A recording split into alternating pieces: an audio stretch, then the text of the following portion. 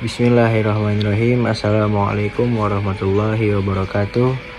Perkenalkan, nama saya Pradipa Nawal Ananda, mahasiswa Prodi Ilmu Hadis di Universitas Islam Negeri Syarif Hidayatullah, Jakarta.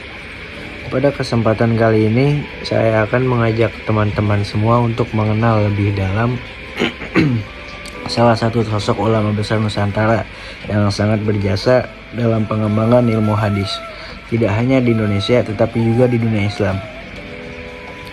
Sebagai mahasiswa ilmu hadis, tentu saya merasa sangat terinspirasi oleh tokoh yang satu ini. Beliau adalah Muhammad Mahfuz At-Tarmasyi, yaitu seseorang ulama yang lahir di Tremas, Pacitan, dan menjadi bukti nyata bahwa Indonesia memiliki kontribusi besar dalam tradisi keilmuan Islam, khususnya dalam bidang ilmu hadis.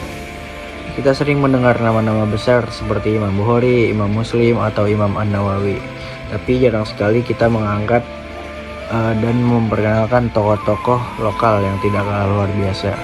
Melalui video ini, saya ingin membawa teman-teman lebih dekat dengan pemikiran dan perjuangan Mahfuz At-Tarmasyi.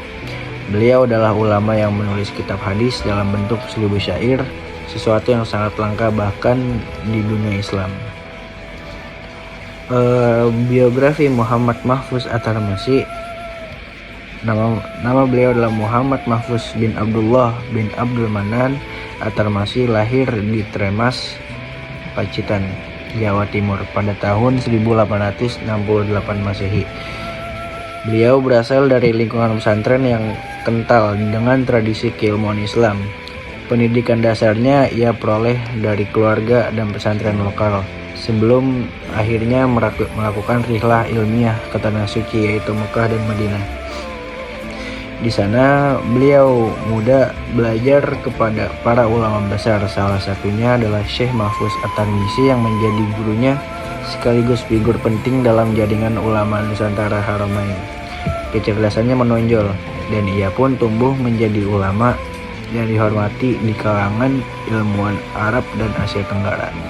Di Mekah, beliau tidak hanya belajar tapi juga berkarya dan mengajar. Kedudukan beliau sebagai ulama besar menjadikannya jembatan penting antara keilmuan Islam di Timur Tengah dan Nusantara. Ia dikenal sebagai salah satu dari sedikit ulama Nusantara yang menulis karya hadis dalam bentuk alfiyah, syair 1000 syair, sebuah bentuk yang biasa digunakan oleh para ulama besar. Selanjutnya ada karya-karya monumental dan kontribusinya.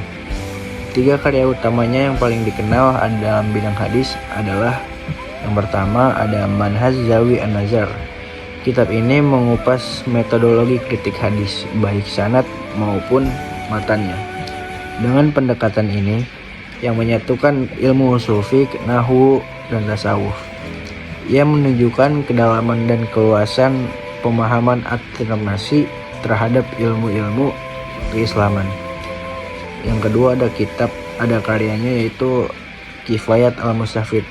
Ini adalah karya fenomenal beliau dalam bentuk alfiyah atau 1000 bait syair tentang ilmu hadis. Ia adalah ulama Nusantara pertama yang berhasil menulis alfiyah dalam bentuk hadis, menunjukkan kreativitas dalam mentransformasikan ilmu dalam bentuk yang mudah dihafal dan diajarkan di pesantren.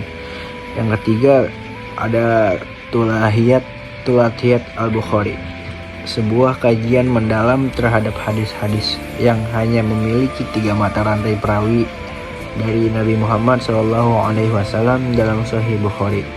Ini menunjukkan fokus beliau terhadap sanad pendek yang bernilai tinggi dalam keilmuan hadis. Kontribusi terhadap studi hadis di Indonesia. Pemikiran hadis At-Tarmasyi membentuk metodologi pengajaran hadis di pesantren Salafiyah hingga saat ini. Meski tidak selalu dikutip secara eksplisit, ajarannya masih mewarnai pola pembelajaran di banyak lembaga Islam tradisional. Penelitian terbaru juga menunjukkan bahwa kontribusi beliau masih sangat relevan di tengah studi Islam kontemporer dan bahkan bisa menjadi penting dalam pengembangan Islam Nusantara. Muhammad Mahfuz At-Tarmasyi adalah contoh nyata bahwa ulama Nusantara mampu menjadi produsen ilmu, bukan hanya konsumen. Karyanya mencerminkan orisinalitas, kedalaman, dan semangat pembaruan dalam bingkai tradisi. Mari kita lanjutkan warisan beliau dengan lebih banyak menggali, mempelajari, dan mengintegrasikan karya-karya ulama lokal ke dalam pendidikan kita hari ini. Terima kasih telah menonton. Jangan lupa like, share, dan subscribe untuk konten edukatif lainnya seputar ulama dan warisan intelektual Islam Nusantara. Wassalamualaikum warahmatullahi wabarakatuh.